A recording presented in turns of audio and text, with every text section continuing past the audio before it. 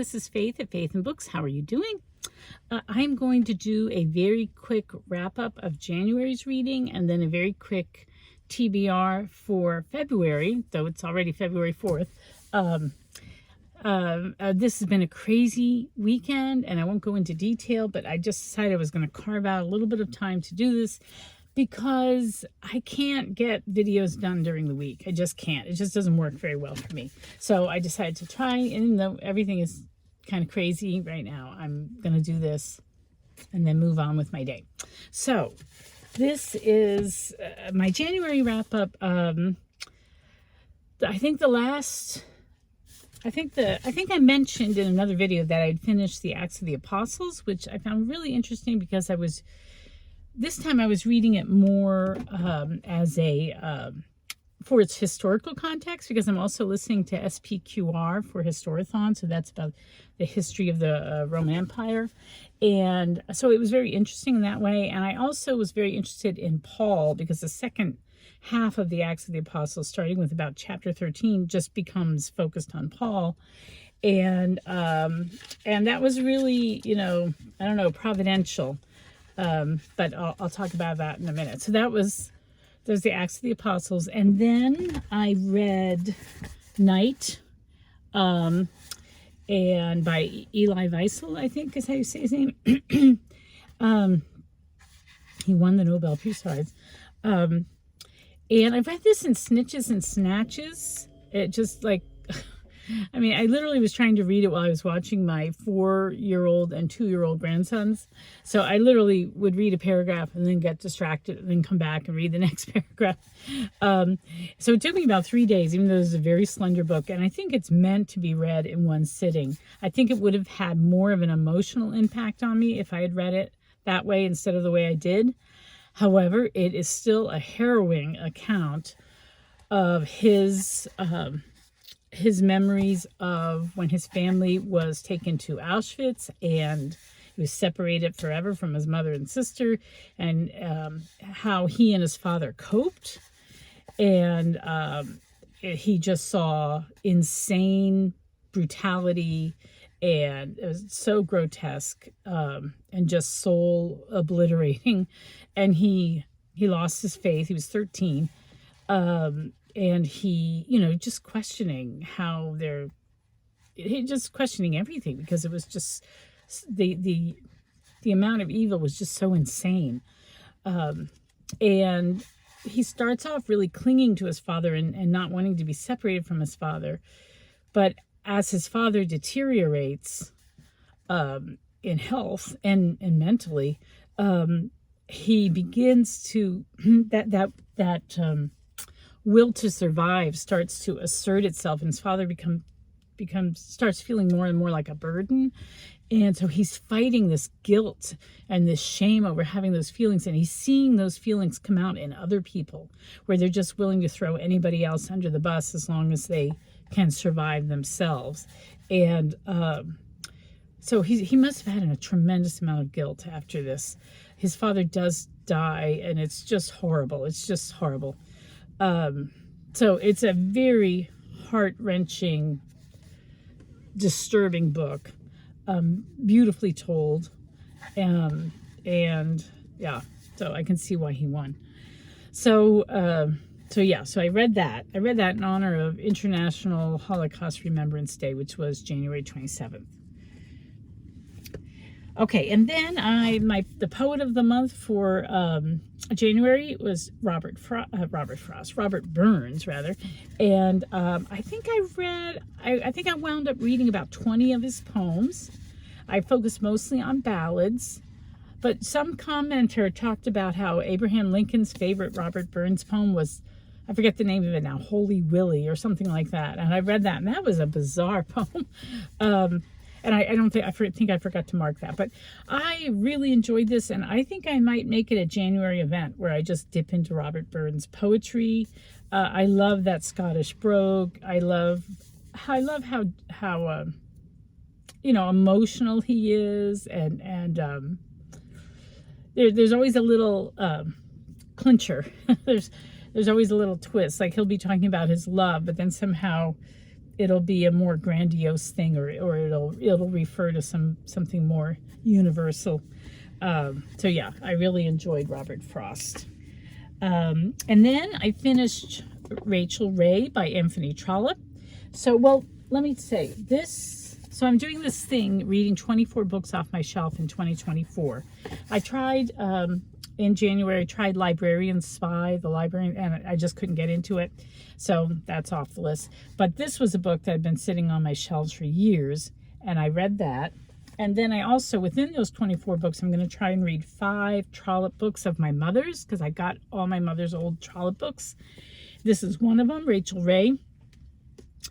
I enjoyed this very much. It was a quieter Trollope, but it was quintessential Trollope, and it was all about the people in this little town and their relationships with each other, and what happens when this newcomer comes in and kind of throws a monkey wrench into everything, and how just sort of the people of the town helped each other, and they also hurt each other by gossip and you know, less than noble feelings about each other. So it was kind of more slice of life maybe, and it, you know, was full of Trollope's humor and everything. One thing though is, whenever you read Trollope or like Victorian literature or backlisted books, which is what I like, is there's always some anti-Semitism. So while I was reading this, there's anti-Semitism crops up. And then, of course, this is all about anti-Semitism. And I just kept thinking, this stuff, this anti-Semitism that we kind of write off or ignore, that's what led to this. You know, it just, you can't ignore irrational hatred for a whole group of people, because it turns into something truly horrendous. So anyway, though, in spite of that, I really enjoyed Rachel Ray, and I'm glad that I read it. So I felt a real sense of accomplishment reading that. So Daniel Deronda, I wanted to get this done in January. I thought I would get it done this weekend, but like I said, the weekend it did not turn out the way I expected it. So I still have about 50 pages left, and I'm going to try and finish it in the next couple of days. And I mean, this is a really thought-provoking book. I don't think I'm going to have time to do a review. I feel like I need to reread it. And of course, I haven't gotten to the end, so I haven't gotten to the, you know, the climax of it. It's the second half is better than the first half, I thought. Yeah, more stuff happens, and you feel more. I felt more invested in the people. She's trying to do something here. My impression is she's trying to do something. She's trying to think about Jews in a humane way, but she can't get out of the Victorian mindset. That they're other. And I think she's trying to, but maybe doesn't quite pull it off. But we'll have to see how it ends. So yeah, so that's still ongoing. Hope to finish it. All right, now my FBR. Those are my initials. My TBR for February is, I have to write them down. So I have a lot slated for February, and I'm not getting off to a great start since it's already February 4th. I have 12 books that I want to read, but most of them are short. So I think it's possible to do this. I'm going to try. So first of all, I'm still reading SPQR, A History of Ancient Rome by Mary Beard, and that's for Historathon. I'm listening to that on Audible, and I hope to have it finished by the end of the month. So that's an ongoing thing. The We Love Jenny really added books to my list, but the We Love Jenny Readathon, I'm going to read 3 books for that. So 2 are on my Kindle. Where is my Kindle? What did I do with my Kindle? Well, I won't bring it up. What did I just do with my Kindle though? I had it a second ago.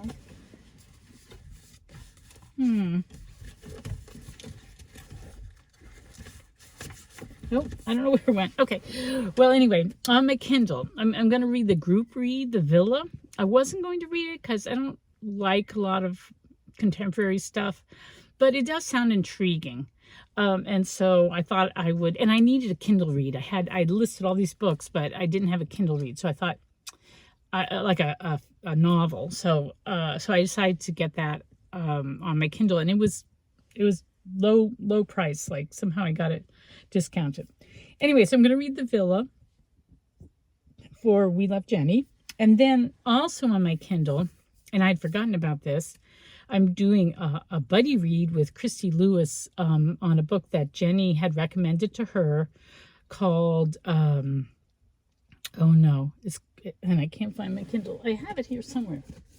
I just had it. It must have fallen somewhere. It's called The Question of Canon. So it's about the formation of, I guess, the Old and the New Testament, how it came to be. It's going to be very interesting because I'm Catholic, so I think I'm coming at it from a very different point of view. And this is written by a Reformed theologian. So, so it's going to be, I think it'll be very interesting.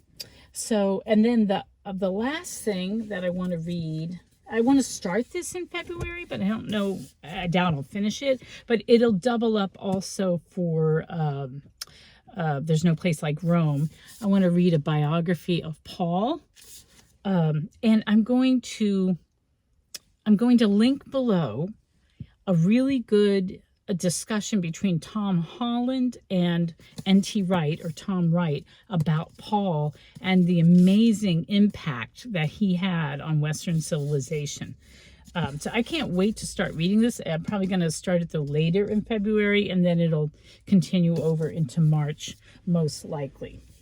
So those are 3 books for We Love Jenny: The Question of Canon, The Villa, and Paul. Then the next big thing happening in February is Febregency. For Febregency, I got this beautiful Folio Society editions of Georgette Hare's 3 of her novels. And this one, Arabella, I have not read for a while, so I want to read it. And I'm looking forward to it. And this, fortunately, is one of her shorter ones. They're beautifully illustrated. This is one of her shorter ones, so I'm glad about that, because I'm going to be trying to do all this reading in the shorter month of February, even though we do have an extra day. I don't think that's going to be enough to help me. But yes, yeah, so I'm going to read Georgette Hare's Arabella, and that's the prompt for reading historical fiction set in the Regency era. And so that's that prompt. I'm not going to do the group read Belinda because I read that last spring and I don't want to reread it. And I'm going to link to my own review of it because I went back and looked at it and I did a pretty good review. It might have very mild spoilers in it, but I thought it was a pretty good review. So I'm going to link to that as well. So I'm not doing the group read. I'm only going to do a couple prompts. I'm doing the historical fiction Arabella by Georgette Hare. And then I might try to like play backgammon or do some sort of Regency pastime. That was Tristan's prompt. So I might try to do that too, but I'm not going to do the other things. The other thing that I'm just sort of putting under the label of Regency is I do want to try to read this play, The Tragedy of Miriam. Now, this was written in the 1600s, but it was a woman author, and I think she must have influenced the Regency period. Because there were so many women writers in the Regency period, we're taught to think that there were no women writers and that it's a really radical thing for a woman to write a novel, but it's actually been going on since the 1700s or 1600s in writing a play. So I want to try and get this read, and it's a play, so it's shorter. Of course, it's written in the 17th century language, but still, I think I can maybe knock this out this month. So let's see, let me go back to my list so I don't skip anything. So that was We Love Jenny, Febregency, and then I'm doing Nancy Drew. I'm still doing the Let's Read Nancy, The Secret of Shadow Ranch. That shouldn't take me very long to read at all. It's even a shorter Nancy Drew than the other ones. So that should be a fun diversion. Then they're having the Little House readathon. It happens every year, February 7th through February 10th. And I have participated. This will be the 3rd year. And last year, when Lizzie of Lizzie Faye Loves Books, she's the one that started the Little House Readathon, she said that she thought that the group read for this year was going to be Old Town in the Green Groves. So I bought this last year.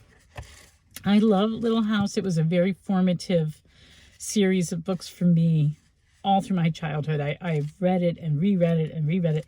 And so I had never heard that Cynthia Rylant had written a book to fill in the gap. There's a couple of years that Laura did not write about in her Little House series. And so Cynthia Rylant recreated it here. And so this is going to be the group read. And so I'm going to be reading this from February 7th to February 10th. All right. And then I have the Lenten read along, which I made an announcement last week, and that's The Long Loneliness. That starts February 14th through March 24th. So I'm going to be starting that. And then I have a buddy read. Another buddy read with Christy Lewis. We're reading Notes from the Underground, which is short. So I read the first chapter this morning. Let's see, how far does it go? It just goes to... yeah, it's just that. So I just started it, and I'm reading this with Christy Lewis and Peg from the History Shelf. So we're buddy reading this and for February. And then Sean D. Standfast's Faded Pages Book Club. The pick is The Warden by Anthony Trollope. I hadn't expected to do this, but I was glad that somebody chose that we are taking turns picking the book we want to read, because I had lost my copy of The Warden. I've read The Warden several times. I really love it. So I think second half of the month I'll be reading this, and it will be a nice, cozy escape for me. I'd love to revisit Septimus Harding. I just love him. So I just love his character. So that's I think the last one. Let's see if I've forgotten anything, because this is getting longer than I thought. Okay, Notes from the Underground, The Long Loneliness, Secret of Shadow Ranch, The Warden, SPQR, Arabella, Paul, The Villa, Old Town in the Green Groves, The Question of Canon, The Tragedy of Miriam. Oh, I forgot to bring it. And I'm still reading The Lost Island by Eilis, or I don't know how you say it. It's a Celtic name. Dylan is his last name. The Lost Island, which is shaping up to be a wonderful boys' adventure tale. So those are the books for February. That is my TBR, and we'll see if I can get it done. It is a good thing that most of them are pretty short, or I don't feel compelled to finish them in February. It's okay for them to go over into March a bit. So, although for March, that's when There's No Place Like Rome starts, so I'm really trying to gear up for that as well. All right, well, that is it from me. I hope you found this interesting, and I hope you're doing well. And thank you to all my new subscribers. I just can't believe how many people are subscribing to my itty-bitty channel. So thank you for that, and happy reading.